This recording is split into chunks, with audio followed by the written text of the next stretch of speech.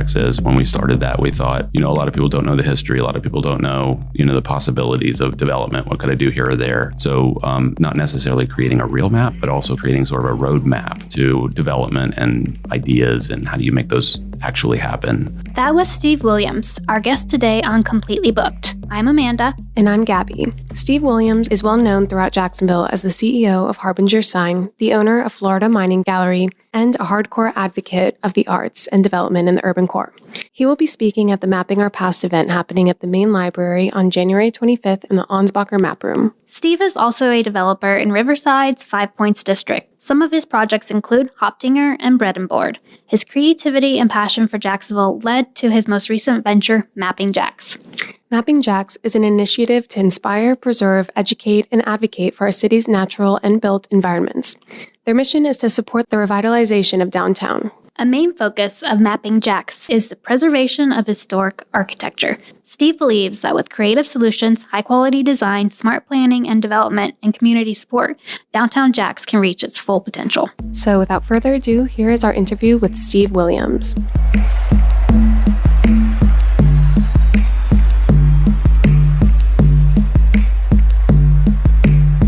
Well, welcome, Steve. We are so excited to have you. Thank you. I'm excited to be here. Can you tell us a little bit about yourself? Let's see. I am the CEO of Harbinger Sign here in Jacksonville, Florida. We do business in 38 states across the nation. A lot of people don't know that. Our largest client is 7-Eleven. We manufacture electric signs, mainly petroleum convenience store signage, some architectural things, and we've done a lot of fun projects here in Jacksonville too. Can you tell us about some of the projects here in Jax? Sure. We do the Gate gas station signs and the Dailies gas station signs. We've done a lot of restaurant work, Moxie Town Hall. Did you do Sunray Cinema? We did Sunray Cinema. Mm-hmm. We've done Black Sheep, Orsay, a lot of nice restaurants. So very cool. How many people work at Harbinger? So we started in around 2009, we had about 25 people. And by 2011, we had grown 5 times our size. And as of today, we have over 80 employees. So it's been a very fast growing, hold on to your eyebrows kind of experience. Yeah. And what's your day-to-day with Harbinger? So I have, so my day-to-day with Harbinger looks a little bit like a full-time job. I go there in the mornings and I stay most of the day, have meetings in the gallery, which is within Harbinger. And we work on business processes and we work on marketing and we work on sales and we work on how to fabricate things better and we work on how to install things and how to work with the city better. We're always trying to improve. We practice lean manufacturing. I find it really fascinating as an artist, even the process work that we're doing is really visual and it's fun and there's graphics involved. And as an interior design or as a graphic designer, I'm absolutely inspired by the thought of environmental graphic design and how do we put more quality behind graphics in the built environment. I'm a member of Society for Environmental Graphic Design, which is an international group of about 1,500 top architectural designers, some architects, some environmental graphic designers. It's worldwide. And I've been a part of that group since the early 90s. And what is environmental graphic design? So environmental graphic design is anything with graphics or design in the built environment. If you go to an airport, how do the graphics engage with wayfinding? How do you find your way through a space? It involves placemaking. How do the graphics perform inside of a space that you're trying to make place with, or an area that you're trying to make place?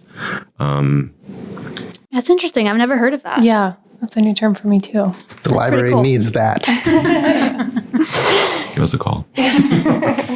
So when a company comes to Harbinger and they're like, we want a sign, do you have final say on what the sign looks like? Or does your team come to you with a couple different concepts and you're like, I like this one best?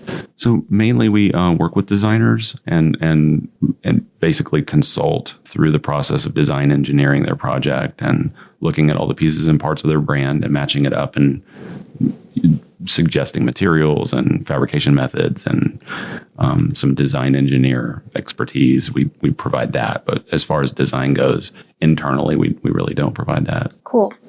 Do you have a favorite sign that you've that Harbinger has done? Well, we've done a lot of projects for Disney and Universal. I think my favorite sign would be the Beverly Hills sign in Universal. That was really fun, and it's an exact match of the one in LA. So very cool. I didn't know you guys did that. Mm-hmm. That's so cool. And can you tell us a little bit about the contemporary art gallery that you have at the Harbinger headquarters? Sure. We've had, I've been doing art shows since the 90s here in Jacksonville. And the one that we're working on now we've been doing for 8 years is Florida Mining Gallery. It's out in near the Avenues Mall. It's kind of an industrial park that we're set in, and we have about 5,000 square feet of museum-style gallery. We show artists from mainly around the Southeast, the United States, but we've shown people from LA and New York and Brooklyn, and we have a nice exhibition record, I think. So tell us a little bit about your childhood and how you became CEO of Harbinger. Well, this was my grandfather's company. It used to be called Quality Sign. It was open, or he bought it in 1963. And my father and myself and my mom came down here in 1973. And so I've always been in the business. It was a fantastic way to grow up inside of a manufacturing plant, making signs out of metal and plastic and neon, and just really fed my creative spirit. Mm-hmm. So you're also an artist, right? I'm a painter. Okay. Yes. So did growing up in the industry of like creative signs inspire you to become a painter? Absolutely. I mean, I think if you took a tour of Harbinger Sign, you couldn't help but notice that it's just a playground for a creative, for sure. Routers and plastic forming and paint and neon and all kinds of fun stuff. So did you go to school to be an artist? I did. Open graphic designer. Okay. I went to UNF. Okay. And, were you an UNF alumni as well? Yeah. English majors. Oh, nice. So Harbinger was always in Jacksonville. Yeah, it was 1952. It opened as Willis Sign Company in Riverside. And when we bought the company, my grandfather changed it to Quality Sign Company, and Quality Neon Sign Company, actually. Very 60s of him. And then in 1973, my father took over, and we moved to Sunbeam Road down in Mandarin in 1982. And then our current location in 2011. So you have a deeply rooted history here in Jacksonville. Is that part of the reason why you've seen the changes over the years? Is that part of the reason why you want to preserve it so much? Well, yes. I mean, it's been a rich experience here in Jacksonville. From the early times when I can remember being 8 years old or even younger, hanging out in Hemming Park with my mom, shopping at McCohen's and Frischkitz and Barton Slides. I mean, it was an incredible city back then. And until now, I mean, it just continues to be incredible to me. The story and the history and the arts and all the music that's happened here, it's just incredible. Mm-hmm. So can you talk about the Mapping Jax movement a little bit? Sure. I mean, I've seen a lot of ups and downs in Jacksonville, and there's been little pockets of hope. And, I feel like the main thing that drives me in Jacksonville is you can dream here. There's so much opportunity because there's so many empty lots and so many abandoned buildings, and there's so many creatives at the same time. So I feel very inspired here in Jacksonville, and I feel like the matrix of opportunity with the buildings and the history and the story that really hasn't been told here, with the landscape being there's really not much of a landscape here at this point. I mean, there's nice little projects here and there, and there's a lot of rich story, but there's a lot of places to get inspiration, sort of a blank canvas. Totally. So you probably travel a lot for work, so you get to see what other cities are doing, and I'm sure that inspires you to be an urban advocate for Jacksonville. Yeah, I think I think that's the main key, right? To travel and see what other people are doing and kind of copy it and make it our own with our own story. At one point, myself and my family were trying to move to Atlanta. This was about maybe 5 years ago. And what I found is when I went to Atlanta, there was all of these amazing concepts, and I was just being inspired by walking around and enjoying them. Yeah, but like when I'd come back, City Market and even the park. Yeah. It's nicely programmed, the botanical gardens, all the restaurants. Mm-hmm. They were creative with what they had, and instead of tearing it down, they made it into something beautiful. Yeah, they really believed in what they've already done in the past from design, and then they embellish that and move it forward. And I found that when you come back to Jacksonville from Atlanta, you'd look around and think, wow, we have so much we could do here. So I think that's what ignites the creative spirit in Jacksonville. There's endless possibilities. Yeah, exactly. But like in Orlando, I saw that they are using space underneath an overpass for it's like a basketball court and a soccer court and a playground, and it's all under shade, so it's not too hot. But it's like when more people are moving to bigger cities and you need some place to put people, like you have to be creative. And I feel like, with the arts market, we're doing that. Yeah, that's an incredible project. Mm-hmm. Looks like there is going to even get better with the bridge going across the river, and the Riverside Park activists, or the Riverside Park, the Friends of Riverside Park, I think is what it's called, is a new group that's starting to develop Riverside Park, clean it up, raise the trees, put in, new amenities, and clean up the pond. Ooh, yeah. That's like toxic. It's like green. I'm like, when my kid was young, we used to go walk around the park and like look at the water, and I'm like, don't breathe. I don't know what's in that. Do you have any like ideas you want to talk about for Jacksonville that, like, you've already done Bread and Board and Hoptinger, like what's on your next list? Well, we're looking for a project right now. I mean, we'd love for it to be downtown. And so and that's sort of where Mapping Jax started, is just a love letter to the city to say, hey, we love you. We want to do more. We want to inspire people to do more. And we want to have some civic pride. So with us looking for a project, it's about that. It's about finding our story and finding our history and then putting that together in a project and inspiring people to do something new, like Bread and Board. They came from Portland. They saw some interesting things happening in Jacksonville. They decided, wow, we're going to pack up and go be a part of whatever that energy is. And I think that's a good example of taking the Jacksonville story and really inspiring people and making something happen that's world-class and high quality. Mm-hmm. When you're looking to start a new project, what exactly catches your eye? Like, what are you looking for? I mean, good question. I think the main thing here in Jacksonville is what's missing, right? I mean, what do we need as far as a community? What do people want? What's going to serve the community better? I feel like a sandwich shop in Five Points made a whole lot of sense. I feel like a beer garden with Hoptinger made a whole lot of sense. Both are local concepts. But yeah, when we're looking for a new project, I think what we want to do is show people in Jacksonville that it's profitable to not only just enriching people's lives, but also just profitable as a small project, a small business to come into Jacksonville and do something interesting. Mm-hmm. Well, I have a lot of faith in you because everything you've touched seems to be very cool and different. And, I live in Riverside, so I'm always at Bread and Board and Hoptinger. And I'm just so excited that, you have this passion. It's definitely something that we need in Jacksonville. Thank you. Mm-hmm. And did you always have an affinity for restaurants, or can you see, going into something maybe retail or corporate later on? Yeah, I mean, I was always flipping houses in the 90s. I started with a Queen Anne style house in Riverside, and we called it Pedestrian Gallery. It was nicely supported by the community. People from Ponte Vedra would come all the way downtown to support the gallery. We had maybe 35 artists that we represented. This was back in 97. And then from there, we opened a retail store in 5 Points called Raw Materials, and also an art center called Brooklyn Contemporary Art Center. And before then, really, people didn't call that area Brooklyn. No one knew it was Brooklyn. And we brought this project and had 40 working artists within 2 months in this space. It was an old bread factory. It was at the corner of Forest and Park, which is now a pond. The DOT took our building and made a road through it, which disbanded the project. Our hope had been to relocate the project to make it live on, but it was not possible. Financially, it just didn't work out. But yes, I think a lot of things are possible. I think that was a good project. I mean, look at Cork now, look at Phoenix Art District. I mean, those things are incredible. And we hope that we inspired a little bit of that. Who knows? But I love projects in this area. I love the historic boroughs that surround the core. I think the story is incredible. I think every day I still even learn something new. Like you came into the library last week and you saw the map room for the first time. Yes, it's incredible. Yeah. It is gorgeous. I mean, it's something that you'd find in a Wes Anderson movie or something in another city. It doesn't look like it looks like Jacksonville. They did a really great job making it our own and making it about our story. But man, it's beautiful. Mm-hmm. And the resources in there are pretty spectacular as well. I mean, they have all of the old Sanborn maps and just historic documents, even just like old SPAR newsletters from the 70s that you wouldn't think would still be around.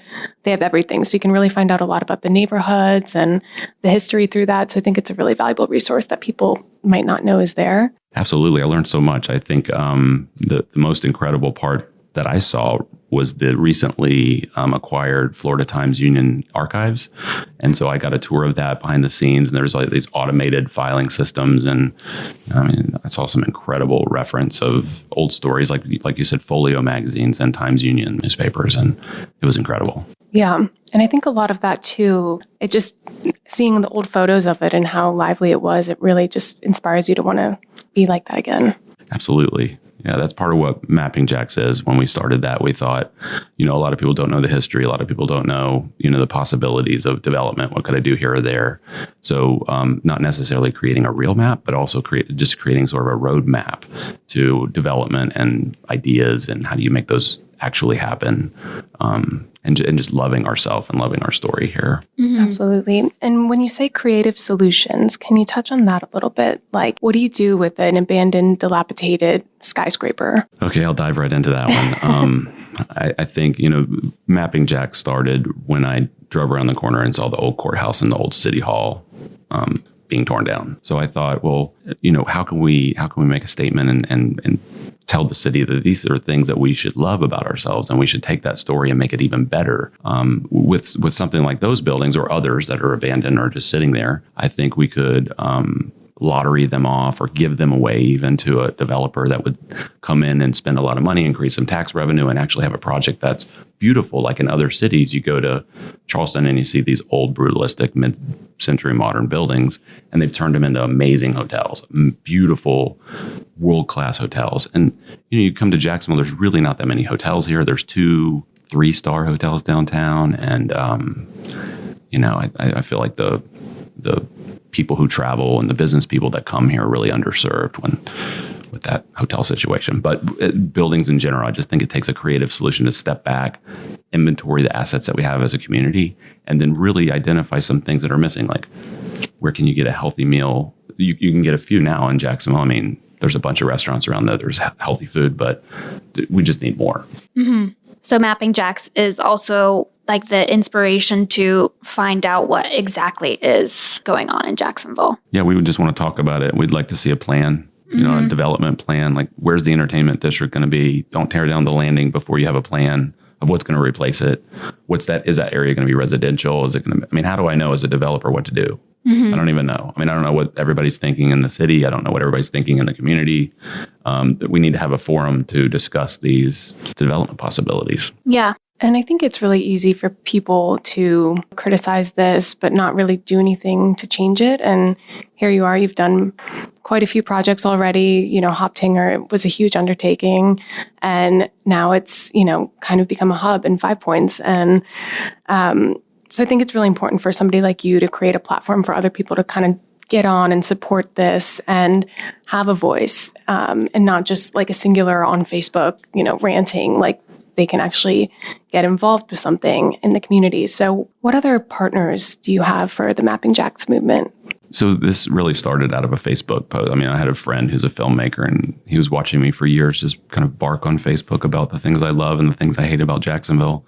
And he said, it's just going to really be a vacuum if you don't get that up and out of Facebook, and let's make a piece. So he filmed a lot of the buildings that are endangered downtown, me walking around them and talking about them, and we put together a piece just to make a statement of, hey, we love the city. We'd like to see better. We'd like to see more. We'd like to see more creative solutions, and pushed it out, got a lot of attention. It resonated with a lot of citizens, I think. And I really feel like part of that is the citizens haven't felt heard. And that's what we're here to say too. It was a wonderful video. Where can our listeners watch it? So Joe Carably was the filmmaker.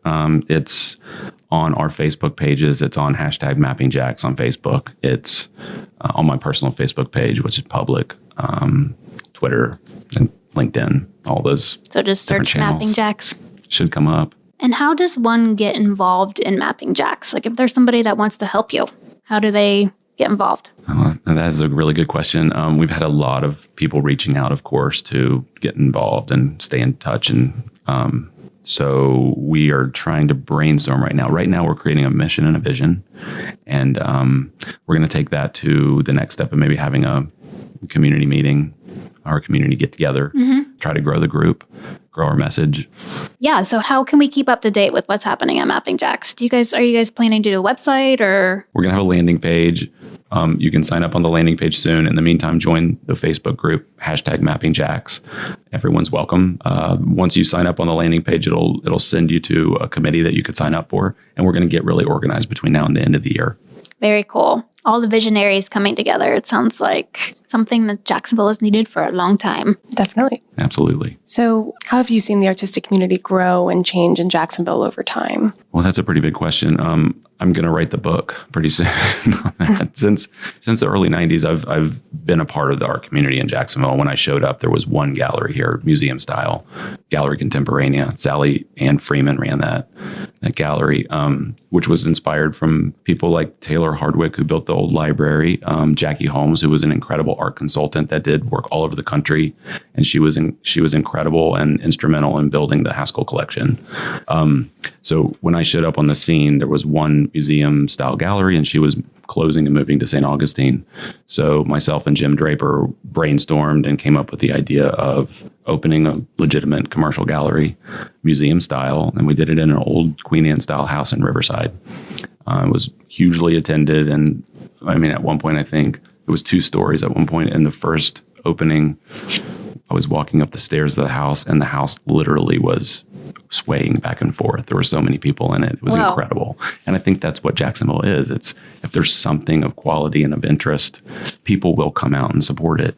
And there's just not enough of it here in Jacksonville, I think, of that quality experience. So beyond that, we opened an art center because we saw a need. It was like 40 working artists within 2 months at the Brooklyn Contemporary Art Center here in Jacksonville. Beyond that, we started a movement called Art Stop, because all we heard was everyone drives through Jacksonville. We never stop. So we thought, the 2 largest highways in the United States, let's make a reason for people to stop. And maybe that's art. So we started a group called Art Stop, and it just became hugely supported. And I mean, we had a parade at one point, and there's 10,000 people that came out.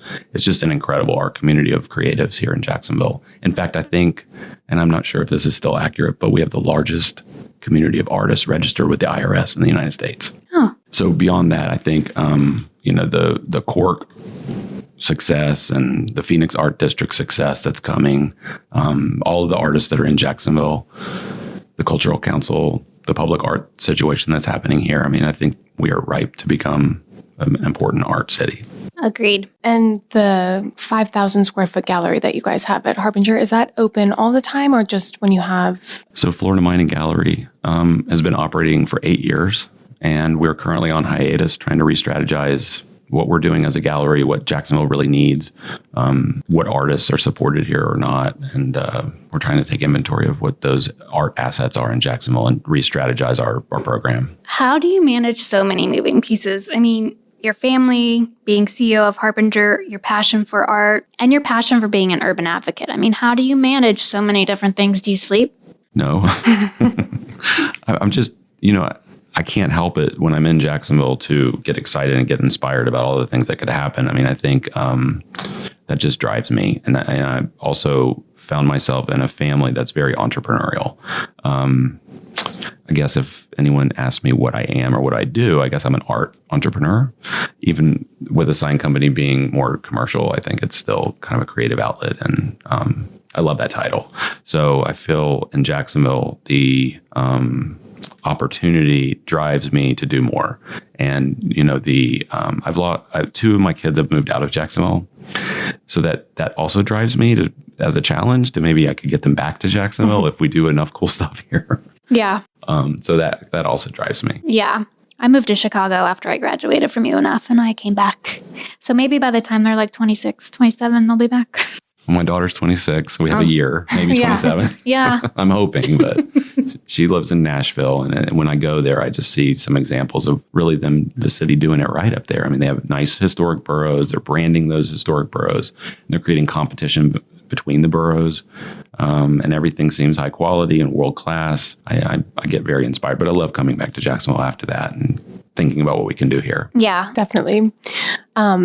Riverside seems to be the best model for our historic neighborhoods being developed and thriving. And we've seen, some other like in Brooklyn, like with Fresh Market. And 5 Points too. Like historic 5 Points is just really thriving. And they have so many restaurants, and Sunray is a staple, and Hoptanger. And We've seen Murray Hill kind of start to follow in that path as well. And then we still have neighborhoods like Springfield that seem to be getting there, but it's sort of taken a little longer. Why do you think that is? Like, why have certain historic neighborhoods seem to really develop faster than others? Well, I mean, I think it just goes back to the size of our city. It's huge. I mean, it's the largest city in the United States. I mean, it's actually the largest city in the world aside from Tokyo. So we have a lot to do. And I think that at the other side of that, if we can keep it a little bit like a piece of the pie of what's happening in 5 Points, it's going to be very local in our own store. I mean, I think as we're getting into Brooklyn, we're seeing some chains come in. But what I like that's happening there is they're adapting to the urban landscape.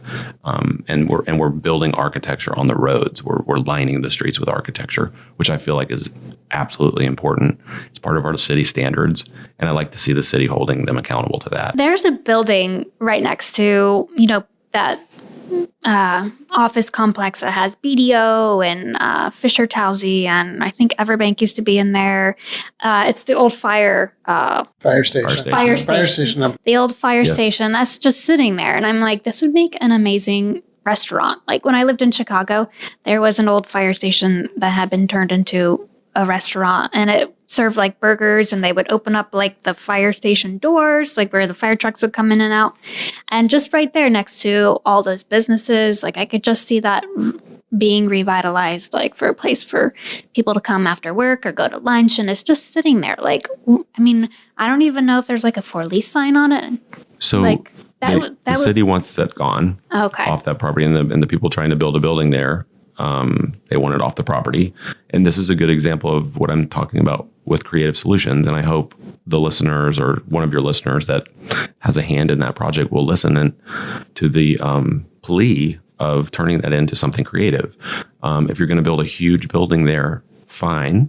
It matches the neighborhood, but don't lose the history of the firehouse. Don't lose the opportunity to put something in there that would be an incredible restaurant or incredible restaurant/shopping experience, or something to serve the residents or the people that are going to be working in these buildings. They're not going to want to go to a cafeteria. They're going to want to go to something that's a 100-year-old firehouse that has an amazing menu. Do you think there's anything the city could do to kind of sponsor these independent businesses?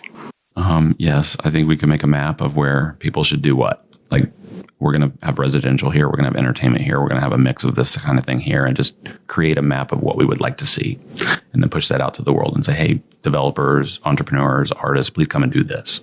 I think the Landing could have been a good example of that, where we just said, hey, we'd like to see 10 artists, 10 entrepreneurs, a music venue, basically take all the pieces and parts of our history and just throw it in that building and tell people to get to work. And within a year, I think you'd have some tax revenue coming from that building. Well, that's why organization like Mapping Jax is so important. Like, there's never been anything like it before. So thank you. And we are a library, so we love to talk about books. Do you have any favorite books, audiobooks, magazines that you're reading at the moment? Twitter. So I kind of nerd out on books a little bit. It's not really that interesting. So as far as a business person and an artist at the same time, I like a lot of process and a lot of philosophy of business. So the thing that I'm reading right now is a great book called Leadership and Self-Deception. It's by the Harbinger Institute, and it talks a lot about, basically at the end of the day, it's sort of like, don't be passive aggressive at work. Let's all talk to each other and hear each other out. And it's incredible. And is there anything else that you would like our listeners to know about Mapping Jax? Well, boy, I don't know. I could go off on a tangent, I think, but I can't think of anything specific. Okay. Well, thank you so much, Steve. It was an absolute pleasure having you on the show today. Thanks for having me.